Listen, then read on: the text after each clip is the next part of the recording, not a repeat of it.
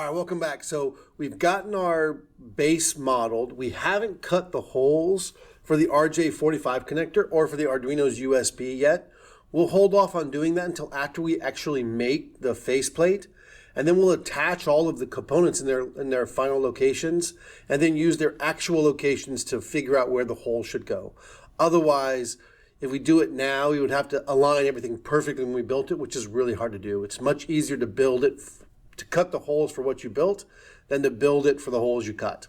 If that makes any sense at all. All right, let's get started. We do need to cut this faceplate out on some plywood so we can get those measurements though. So to do that, we've got to create an outline of all the different holes and edges of this object. It's a pretty straightforward process. All we have to do is create a new sketch and create a sketch on the surface of the controller.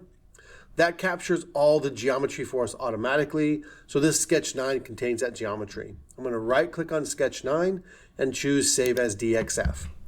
A DXF is a type of file, just like .xls or whatever other endings there might be.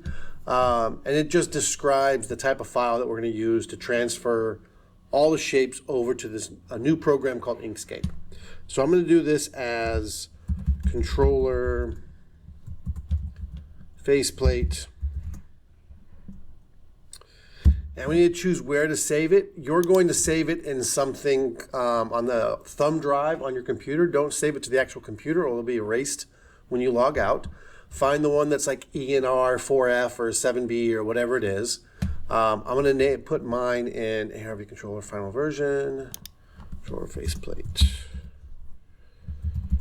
I'm going to name mine video version just so I can keep track of stuff. I'm going to hit save.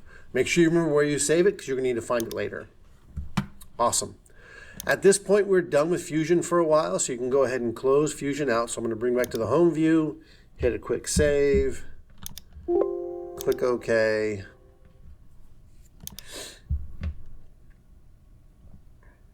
And close Fusion out. I'm going to do a search for a program called Inkscape, I-N-K-S-C-A. It looks like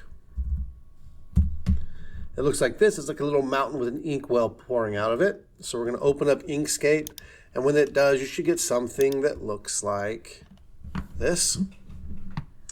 Sorry, my computer is struggling a little bit. Yours may open to a splash screen. If it does, just choose New Document. You'll get to something that looks like this. You may not have this menu to the right yet. I'll show you how to open all that up as we go. Okay, so the screen that's up right now, the size of this will work just fine, but let's go ahead and modify it real quick. File, we're going to Document Properties. We're going to make our background the size of the laser cutter bed. So our width is going to be 600, and our height is going to be 300. And then if we hold down Control and roll the mouse ball, we can zoom in and out. And it zooms in centered on where we are. To scooch everything to the left or right, you have to hold the mouse ball down, the mouse wheel down, and then move to the left or right and up and down. So that'll let you move the background around. I'm going to zoom in a little bit so we can see what we're doing. And that's the size of the entire cutting bed. We're only going to use the corner of it. Well, let's go ahead and do it. So we'll file and do an import. And we're going to import that DXF file we just saved. So remember where you put it. I called mine controller face video version right there. I think I did. At least let me bring it in and see if it looks right.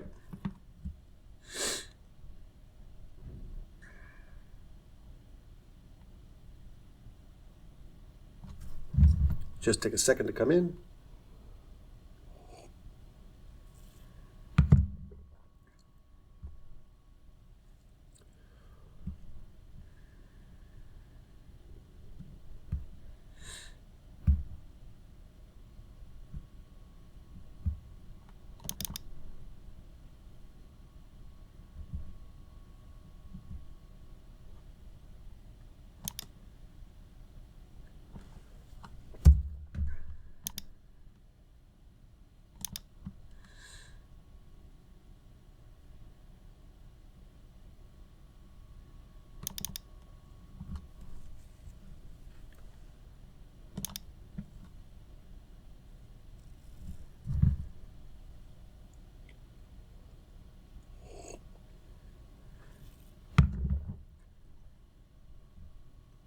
All right, there it is. And now I'm going to rotate this around so it looks more correct for me. And this is what I want to cut. Now I want all of these to be cuts, so I'm going to turn their color into red. So first thing I'm going to do is come over here and go to Object and Fill and Stroke. That'll open the Fill and Stroke menu over here. It's not already open for you. I'm going to choose here, there's a Fill tab and a Stroke tab. So Fill is the color on the inside. So if I give it a fill, you'll see that it fills in everything. We don't want to do that. So I'm going to click X on Fill.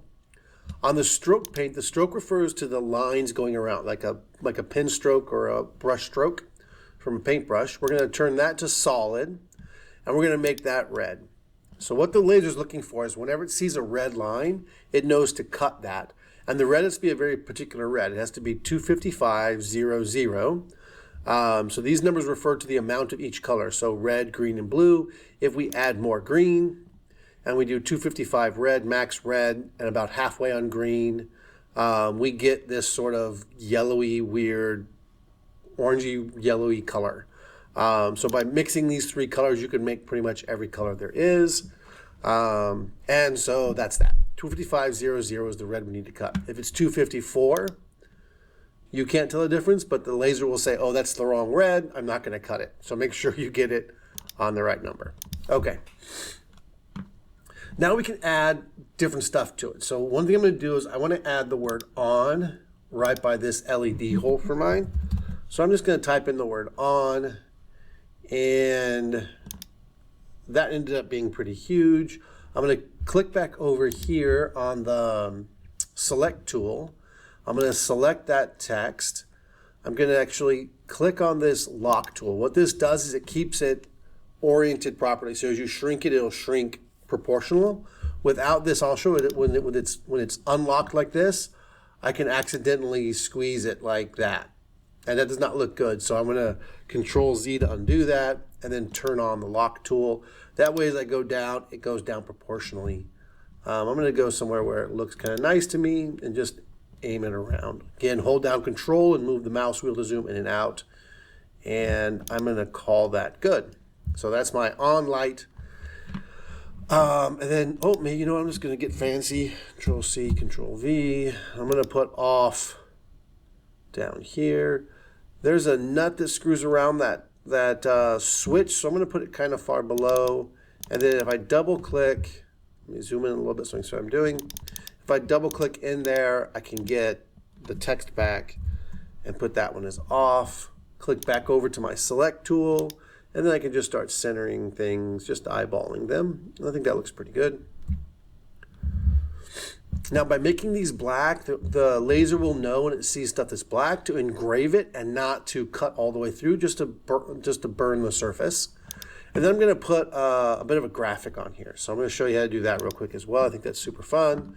It only takes a minute or two. So I'm looking for black and white graphics of I don't know, I'm just going to see robotics. Why not? Let's just see what it looks like. Gives me. And I'm going to do an image search of that and find something kind of weird and dorky to use. So that looks pretty cool. I'm going to use this one. Why not? It's futuristic robot. I'm going to right click on this and just do a copy image. Go back to Inkscape and then just do Control V to paste it.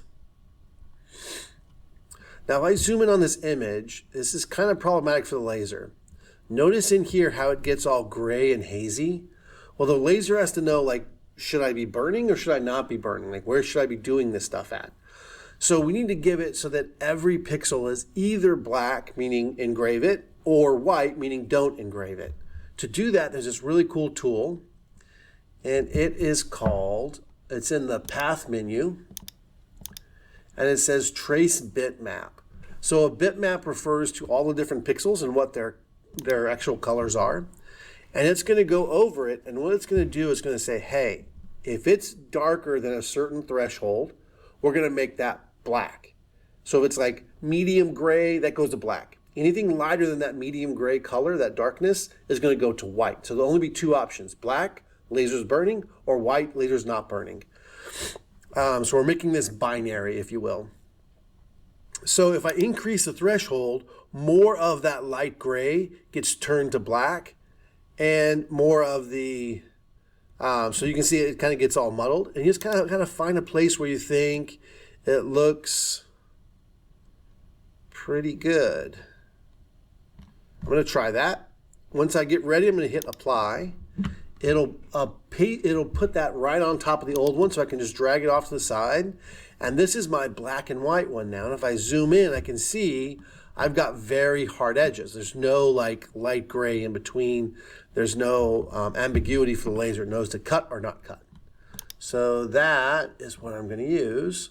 Now, if I wanted to try something else, say I wanted to try a different thing, say maybe a little lighter, maybe that would look good.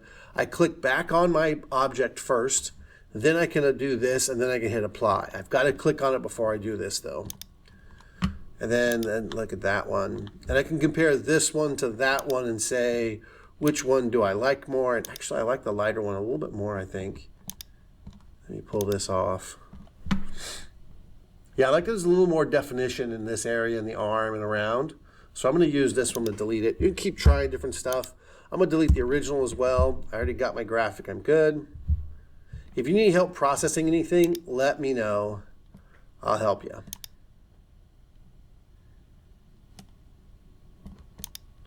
I think I'll put that right there. I think that looks pretty cool.